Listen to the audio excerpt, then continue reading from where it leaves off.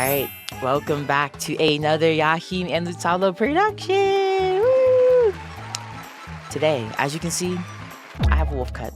I'm so happy. Oh my god. Oh my god. Oh my god. So, I was up all night on TikTok the other day, or a day and a half ago at this point. And lady was like, this black lady was like, the urge to give myself a wolf cut. And I'm like, how are you gonna get a wolf cut? And then I saw a slideshow of like people with dreads with wolf cuts. I'm like, we could do that? This whole time I could do that? I've been growing my hair for 10 years, okay? And my hair is very, like, it means a lot to me. So, like, over time, like, I wanted long hair when I was younger. I was never allowed to grow my hair out, but I always wanted long hair so I could do styles like this. The anime-esque styles, right? But I don't know. I mean, I always thought the style was cute. I didn't really think it was like anime-esque per se, but yeah, I was so surprised, and I was like, I got so excited when I saw. I'm like, oh my god, I'm gonna do this right now. So I just got up and went to the bathroom, sectioned my hair off in 3 parts, because the whole thing with wolf cut is you want it to kind of go down like that and like shape your face and have layers. Now I realized as I was doing it, like I was trying to do it similar to like this one video. But I was like, yeah, you need to do it to fit your face and like your own dimensions. Like to it, you still want to follow the basic steps of like sectioning your hair off. But besides that, the way you cut depends directly on your dreads and all that. But yeah, no, yeah, I did it. I love it so much. I think I look so cute. I don't know. I love it. And my favorite part of it is like, besides like the free range of movement. That's also one thing. Let me look. These are all my dreads. Look at this. Is this not crazy? Look. Like this, is this not crazy? This is a lot. This is like, this is weight too. Like cutting all this off was like I can like move and do shit. And it was so crazy because I usually have to like have a bonnet on all the time in the house if I'm ever like on the computer or anything, for the most part, or I have to have my hair back. But now I can just be like this. And the best part about having this, first off, I can use this for so much fucking witchcraft. All right, 10 plus years. This is imbued with so much energy. You don't understand. I've already used it for a spell I'll talk about later in the video. But one thing I also realized, these are extensions. Besides just witchcraft, these are also extensions. Natural extensions. Is that not fucking sick? Right?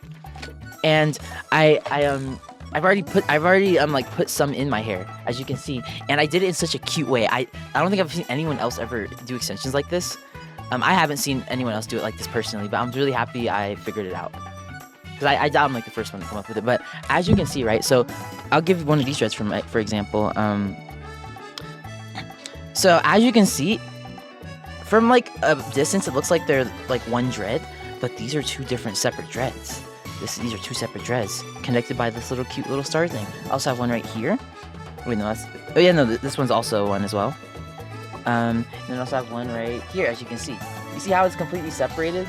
Like, yeah, you should see it there. It is like completely separated, but there are ways to like make it look not separated. But I think it looks so cute like this. I think it looks so cute when it's like there's like obvious little like this. It's so fun. It's so cool.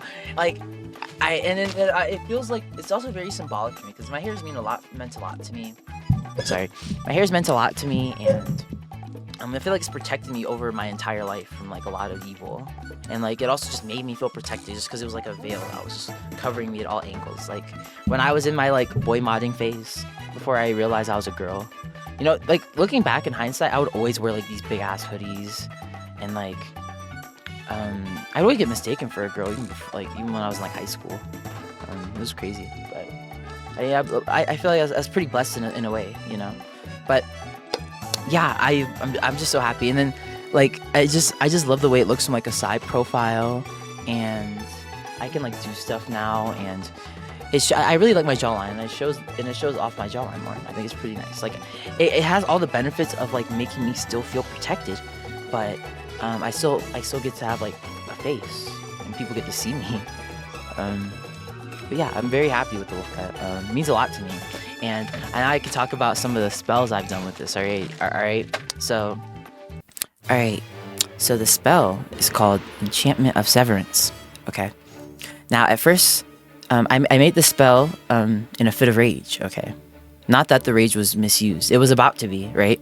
I had gotten into a disagreement with a really long time friend, and coming into terms with who I am now, I've just kind of outgrown them as a person, and I just need I just need to not only stop them, but also myself from like any type of connection, because I just want to cut them out of my life, right? And it's kind of hard just because we live in pretty close proximity. But the whole point of the enchantment is to kind of protect you from any future like connection with that person or any type of energy vampire behavior. You feel me? But yeah, they said something extremely hurtful, and I was like so mad. I wanted to cry and shit. But I wanted to curse them at first, but then I realized I don't really want to be that type of person. And at the same time, like, it's all out of protection at the end of the day. I'm not really a spiteful person. Sometimes I can seem spiteful because it's like a form, like, like a martyr, like setting an example of someone just so other people don't kind of. But I don't have to do that. I can just protect myself. So the whole point, or not the point, sorry, the way you do the spell, it's really crazy. I came up with this like in the moment. I was like so angry. It's just like, it felt like a burst of inspiration. And it's the first spell I've like consciously made, if that makes sense. Like I have other rituals and shit that I've done over my entire life that I never considered witchcraft. But this is like the first one I've consciously made knowing that I do witchcraft. So you just need an incense, a cup, and what else? Incense, cup, and an object of love, or something close to you. Like, you just need something that, something that's close to you. And the incense, you want it to be something that is connected to the person that you're trying to sever connection from, or a smell that reminds you of them. You also do need complete darkness. Now, what you're gonna do is you're gonna go into a room, or it can be in your room. It has to be completely dark. You have to light the incense. Before you light the incense, you have to tie the object of love. Now, the thing that you use should be able to be tied to the incense somehow. But I use the dread personally. I tied one of my dreads to the incense. One of the dreads I got from this. I tied one of the dreads to the incense, to the end of it, and I burned the incense and I put it in the cup. You want it to be upright facing and kind of in a cup. And the entire time while that thing is burning, you have to be in complete darkness. You only have to be looking at that one dot. So this image right here is what it's gonna look, what your point of view should look like. And that's, you sit there. It takes like 30 minutes or so for like an incense to burn out or some shit like that. That's how long it took me.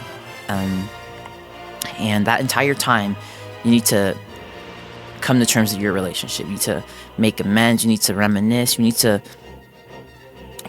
like get all this shit out the way. Like you just sit there in complete silence, in the dark, staring at that dot, and you have to be thinking about that person the entire time, and that entire time, right until that incense goes out. The incense is kind of, it's the power is being not the power, but the energy and like the feelings of that relationship is being imbued into that item, right?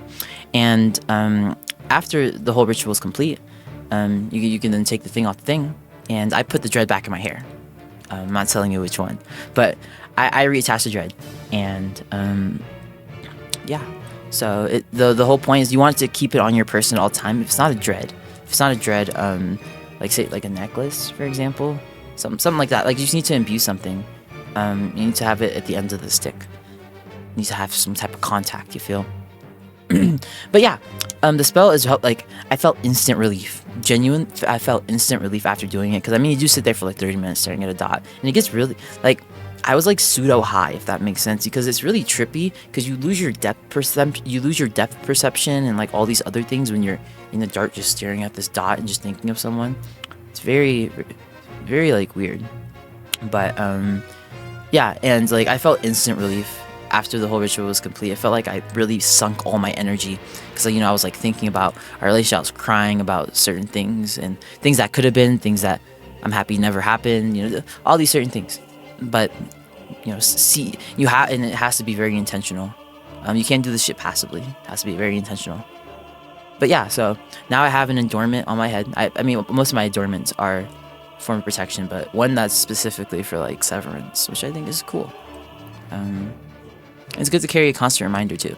So I don't know how exactly effective the spell's gonna be over time, but we'll see. Because in the next like 6 months, but within the next 6 months, this person, I'll probably have like no contact with them anymore, just because I'll be moving out. But yeah,